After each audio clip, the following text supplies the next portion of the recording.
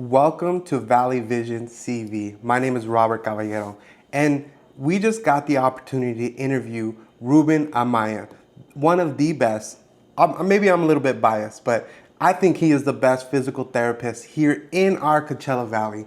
And I got the time to talk to him, work out with him yesterday. We were out in the field at 5 o'clock in the morning, working on some stretches. We ran just a little bit over a mile, and he just broke things down in a way that it's never been broken down to me before. So I hope you guys enjoy this. I remind you guys, if you guys feel this content is valuable, please like, subscribe, or even share it to someone that you think it can help. Let's win, team. Thank you. I appreciate you doing this. Happy to be here. Yeah, I appreciate you being here. And it's early in the morning. Favorite time of the day, babe. And that's why, I thought it was important to do an interview with someone that I respected and I looked up to. And that's why I'm out here at 5 o'clock in the morning learning from you. So let's get right into it. So can you share a bit about your background and what led to becoming a physical therapist? So, like a lot of people, I grew up playing sports. That's my passion. Anything that has to do with really any type of physical activity. I kind of, you can say, was brought into this world because, that's all I ever really knew how to do is train and work out and stuff like that. So it just, it's something that comes very natural to me. Mm-hmm.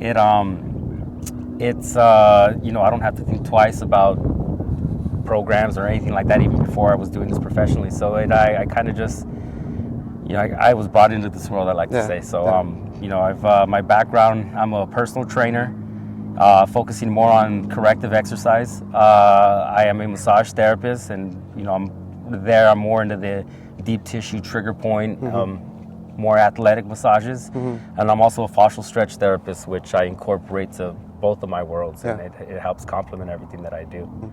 Yeah, I've known you for over 20 years, for a long time. Yeah. And I've always, like we were talking about earlier, you've always been into physical activities and being well-rounded physically and mentally, and I've seen you grow tremendously. So it doesn't surprise me that this is the field that you're in. And I was doing a little research on what a physical therapist was, right? Because I know what a doctor is, I know what a therapist is, right? I know what a dentist is. I know what all these different things are. But when it comes to physical therapy, I think it's just more than just being a physical therapist. It's like you are kind of like someone to talk to. You guide them maybe with what they can eat, what they maybe shouldn't eat, how to stretch out, like all these different things. It's like more than just being a trainer, right? Yeah, definitely. There's a ton of modalities that fall under it. I just noted that I like the world of what they call corrective exercise. Yeah. And corrective exercise specialists are the ones you seek, once you've gone through your PT and are on the road, a little further down the road of recovery, right? Yeah. In corrective exercise, you're helping spot these body mechanics that have been altered and that have throw off the balance of the body and stuff like that. So so much, like you said, so much falls under good morning, so much falls under that world, right? Like there's stretching, there's massaging, there's training, there's we talked about the difference between preparing a muscle for a physical activity versus elongating it for better mobility. So there's so much that falls into this world. Like I gave you my 3 main titles, but I do have a lot of cupping certifications. I have a lot of other stuff that falls under the same umbrella. Yeah, I've seen you get a lot of certificates, and that's what I feel.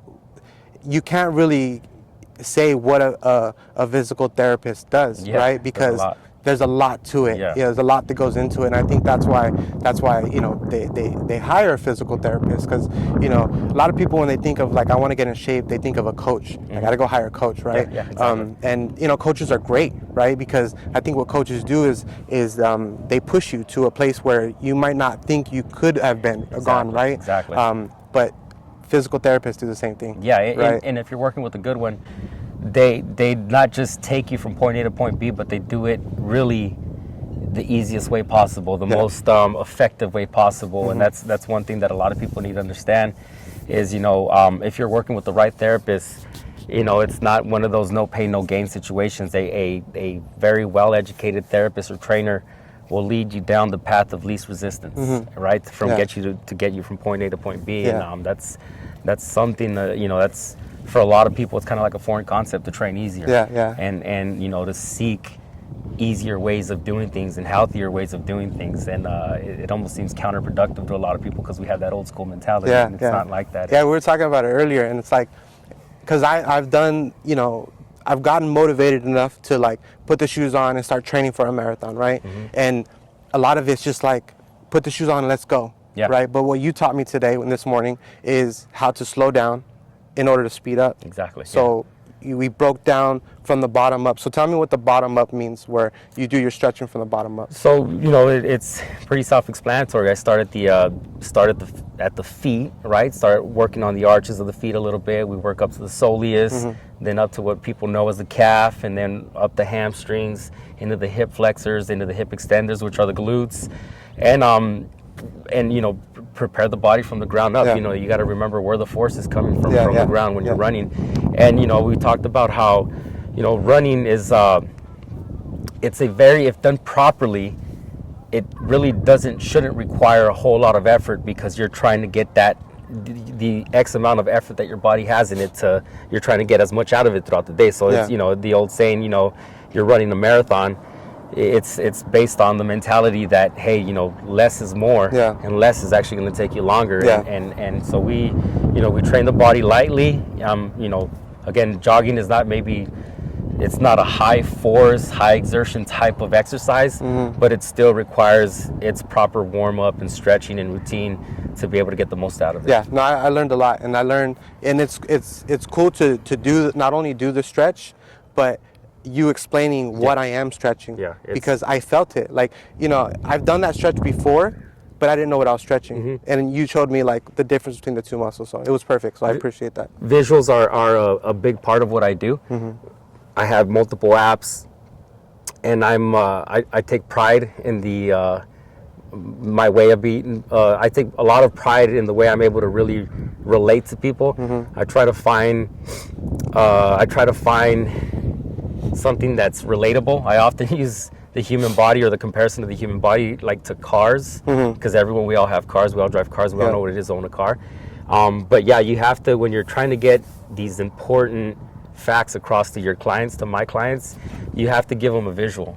So many people on this planet are visual learners, and it's hard for them to have a visual of a world that they're not familiar with, right? So you have to paint these visuals and tell them, listen, this is why we warm up this way, this is why we don't do this is why we don't do that, and this is why we take it easier to become stronger. And so I think that's great advice. What do you enjoy most about being a physical therapist? You're a part of a necessary movement on this planet. This world it's vital to human existence down the road. We are in a world right now where we're more stagnant than ever, and I hate to use that word. We're not as active as we used to. Kids aren't as active as they used to be. Parks are emptier than they've ever been before. And we when it comes to the world of exercise and therapy and all that, we're more reactive creatures than we are proactive, right? We tend to wait till there's something wrong with us before we try to fix it. And I'm part of that field that is helping educate people and really, having them understand the importance of being proactive in this world. And like the reality is I don't care.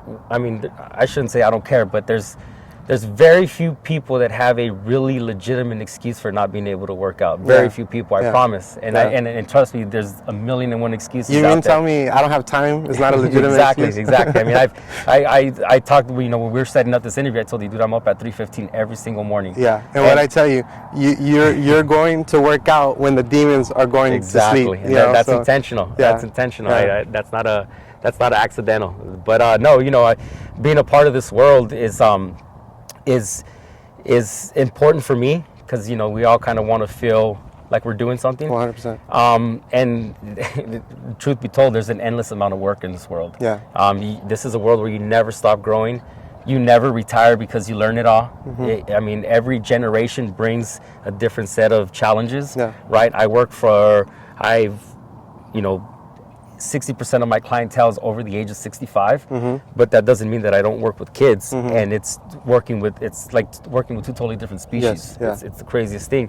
To have a population on this world be able to give you its full undivided attention versus a different population in this world that they struggle to give you even 10 seconds of undivided attention, right? So there's always, you know, adjustments to be made. There's always growth to be had in this world, and I think it's the perfect world for me. One, because I enjoy doing it myself, and two, I love being challenged. And this world, definitely, there's a lot of sleepless nights in this world. Yeah. You're trying to figure out people's problems and, you know, trying to be good at what you do. No, we were talking earlier about purpose and finding our purpose, and and I think a lot of that has to do with contributing to society, contributing to our future generations. So that's a beautiful thing. So that leads me right into my next question here. Can you share some success stories or transformation experiences you have had with your clients? Yeah, you know, I think weight loss is probably the most common. I can't think of, I'm not going to tell you any one particular one, but what I love is, you know, I have, the world of training is not an easy one. And I have a small group of clientele that are with me religiously. 3 days a week, nothing comes before me. And that small group of individuals, weight loss has been a huge benefit that I've been able to bring into their lives. And I understand that we live in a world, in a society where we're trying to preach a lot of acceptance, and we're trying to teach people to be very comfortable in their body. But obesity isn't comfortable for anyone. And it's something that really, if you are in that, you know, group of you fall into that category, the reality is it's unhealthy. And, you know, I've been able to see a handful of people lose 30, 40, 50 pounds. And one of the coolest things is when you start hearing people kind of wing off their medications, right? Because we heavily depend on high blood pressure medication, cholesterol medication. Now, a lot of that has to do with diet. But you'd be surprised when you're training 3 days a week how much more you want to change your diet. Once you become obsessed with the changes, the positive changes in your body, you want to continue to grow. So a lot of my clients, you know, after they kind of get bit by the training bug, their next thing is they start cleaning up their diets. And, you know, being able to hear, you know, people's, you know, stories. You know, I've had people bring me their doctor notes where, like, the doctor's winging them off of medications, and you know, they're showing me, you know, that a year ago when they met me, they were 40 pounds heavier. I had one woman, which is, you know, probably one of my closest clients, tell me that she hasn't weighed what she weighs now since she was 35 years old, and she's 82. So, you know, things like that. How does that make you feel? I mean, it makes me feel important. Yeah, and I have to, you know, and it's something that I wish I could get the whole world addicted to, but you know, you work with what you can, and you help whoever's willing to. You control your world. Absolutely. Another thing I've heard from you in the past, and because we've talked many times before, is, you know, you've worked with people that have mobility issues, right? And you know, people that we know the value, they love golf. Right, golf is such a big thing here, and you know, you've told me stories where people have, you know, gotten their swing back, you know, or even better than before. And can you share some of those stories? Yeah. So, you know, the human body is the perfect example. If you don't use it, you lose it. And a lot of people think that, you know, you don't need to put your body, or, you know, take your body into certain range of motions through stretches and mobility and stuff like that. And, you know, golfers are infamous for this, right? They focus more on one motion, which is the motion of the golf swing, and they don't do anything else. So their bodies slowly start losing mobility and flexibility that eventually affects the golf swing, which is what they don't understand. So I worked a ton with people, golfers, and helping them improve their mobility. And it's most of the time it's, you know, trying to, you know, if they're a right-handed golfer where they're swinging from the right side of the body to their left, it's hard to get them to understand that we need to strengthen the body going the opposite direction to help create balance, to help the neurological system really allow muscles to function the way they want to function, right? So that you know, my myofascial stretching that I talk about and my massage therapy is vital to the golfers that I've been able to help and improve their mobility. And you know, golf is a sport that can hurt you. That's another thing too. Is not only will your handicap struggle, but you will physically struggle too if you don't pay attention to some of the things that I'm teaching. I just started learning how to play golf this year, or last year, 2024. And yeah, when you get done with the game, you do feel sore the next morning. So, absolutely. Yeah. So my next question for you: how has the Coachella Valley, had an impact on your business? I'm born and bred for this Coachella Valley. I am tailor-made for this place. This is my home. There's no other place like it. This is, why does a lion thrive in the jungle? Because it's the perfect habitat for it, and this is absolutely the perfect habitat for me. I love the people I work with. I love that there's so many different types of people to work here in the Coachella Valley. You can't come here and say you can't find work. You know what I mean? I don't care who it is you want to work with.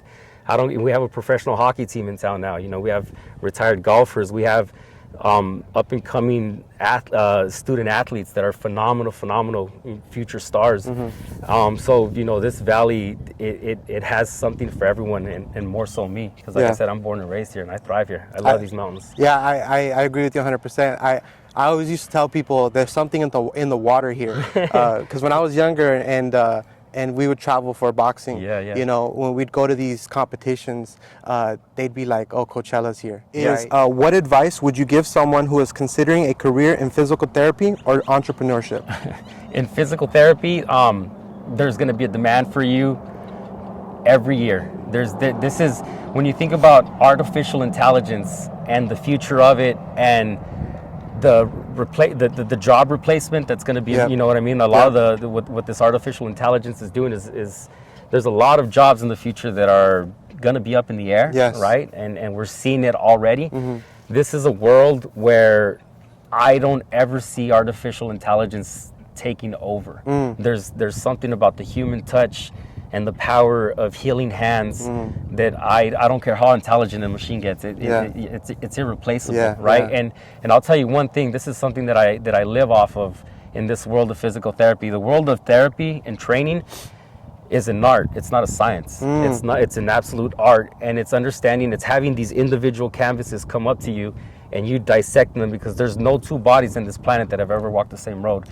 And you have every client is a canvas that needs to become its own masterpiece, right? And it takes a different road for every single person to reach their goal.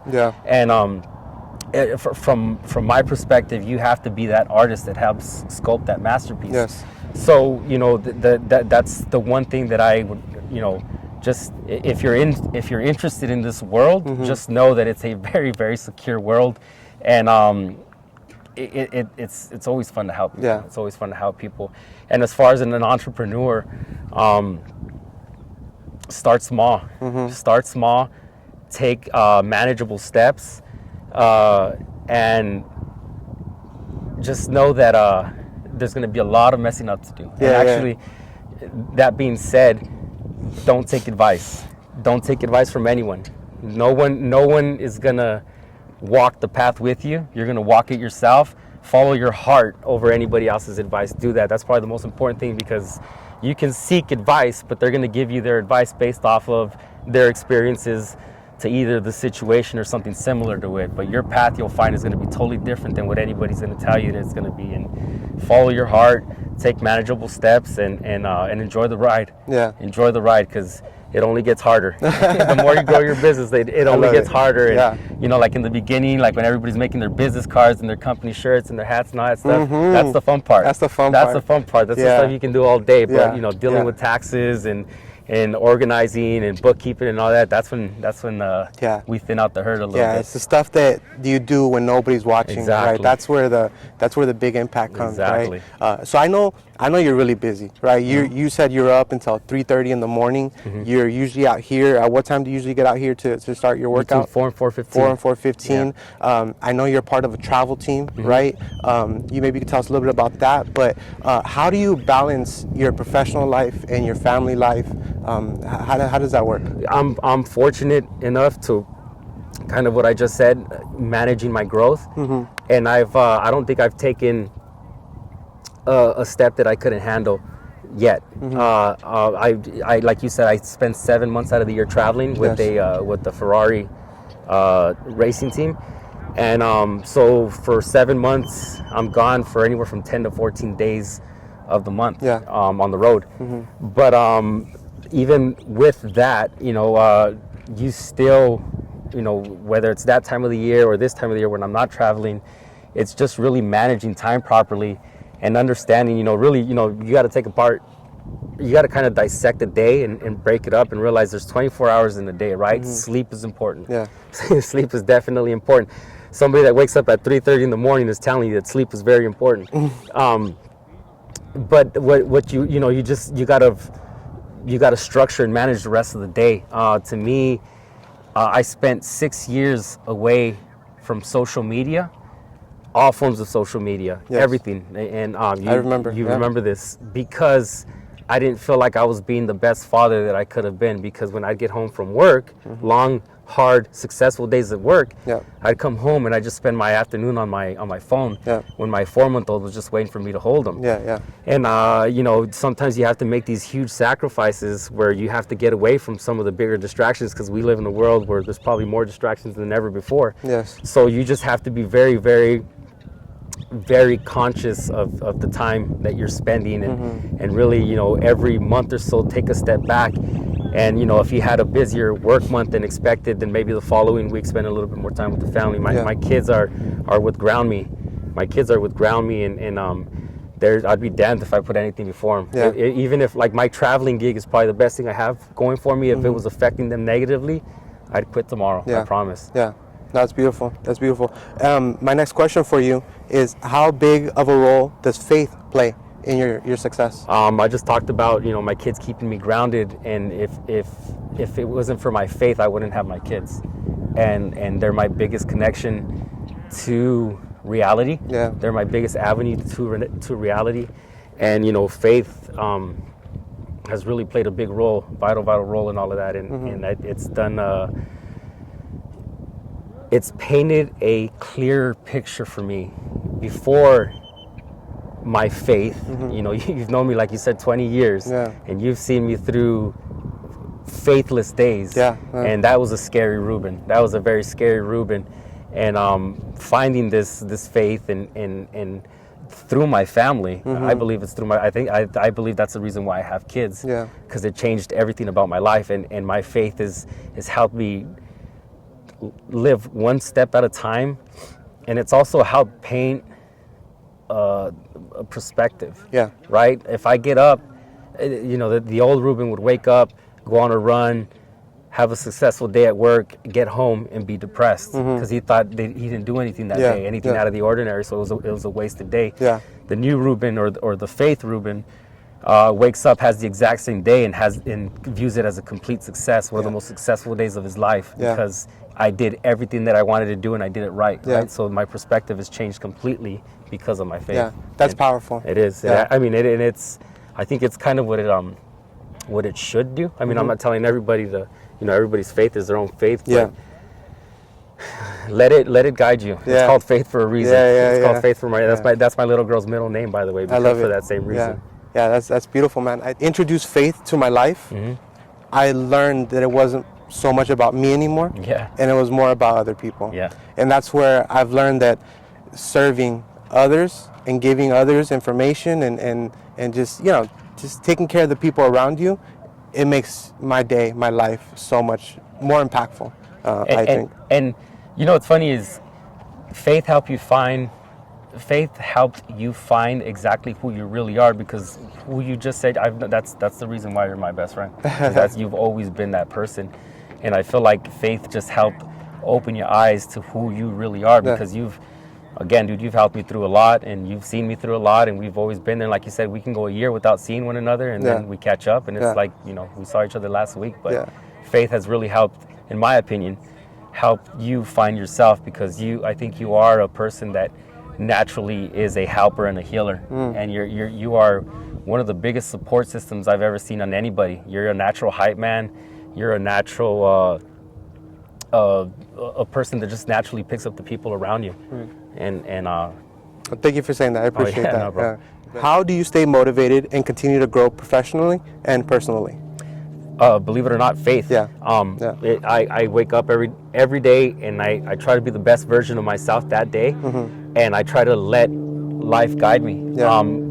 Again, the best gig that I have going for me right now, my traveling in the world of motorsports, that came one day. I was bartending, and they asked me to do a champagne reception, and I went to do the champagne reception, set it up, broke it down, and was going about my day, and the team owner came up to me and said, who are you? And I said, I work here, I bartend. He's like, I've never seen you here. And I said, I only work 2 days. And then he asked me what I did the rest of the week, and I told him, and he was like, I'm actually looking for a therapist to travel with my team. Yeah. I mean, I didn't set that up for myself. Yeah. So something had to have set that up for me, right? Higher power, yeah. But even bartending, I talked to my boss to this day, and he's like, the reason why I approached you, he goes, you were so professional at bartending, right? Yeah. And I wasn't, I never thought in my wildest dreams that I'd get my best therapy job from my bartending, right? Yeah. And it's just waking up, and it doesn't matter, whether you're bartending, whether you're in the profession you want to be in right now,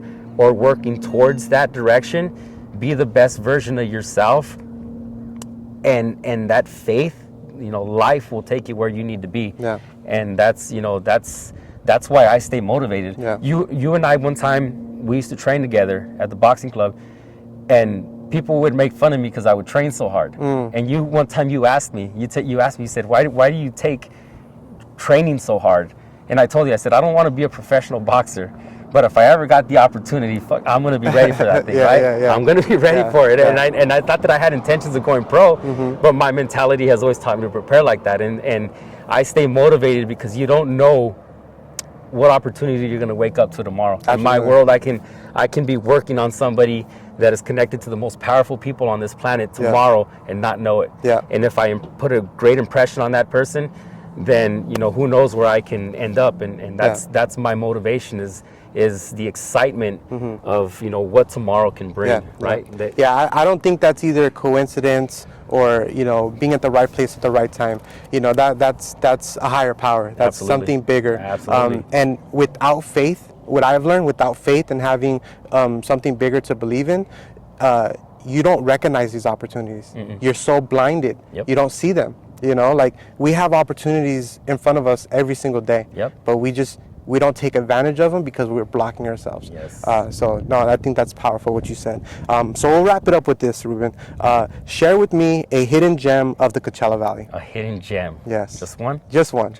Yeah, we can't expose all of them because then they get flooded, right? That's a 3-hour show. Yeah, it's a 3-hour show. And right that's why I had to do these questions, bro, because your and I conversations can go on for hours, so I had to have it structured. Absolutely. But yeah, just one hidden gem that you feel the people watching this could maybe go visit and kind of get a feel of what Coachella Valley is all about. Something that every single person in this valley can do is take a cruise, and this is one of my he made me narrow it down to one.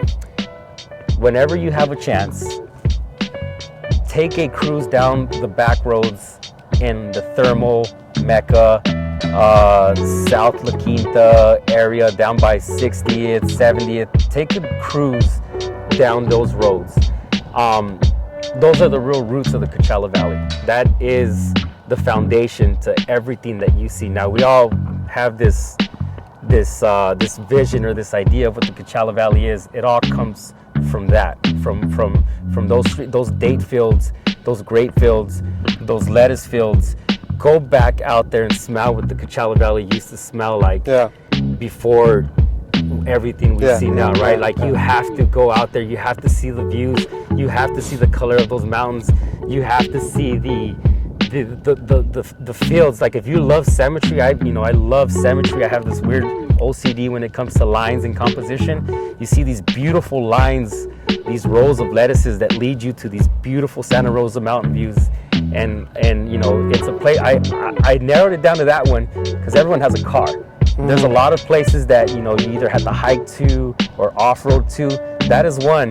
They're just simple roads. They're back country roads, and they really epitomize what the Coachella Valley really was before it is what it is now, which is the Coachella Valley I grew up in. Yeah, I love it. No, I appreciate you sharing that because we were talking earlier about how scenery is important and nature, right? I had this gentleman that I used to work with, and he used to tell me, Robert, slow down and look at the roses, right? And I was just like, what are you talking about? Let's go. We gotta work. We got sales to make, right? But it wasn't until like I started doing that I realized just slowing down and taking a look at how beautiful, what we have around us. So Absolutely. it's impactful. So Absolutely. thank you, bro. I really appreciate it, man. Anytime. I love you. I love you too, bro.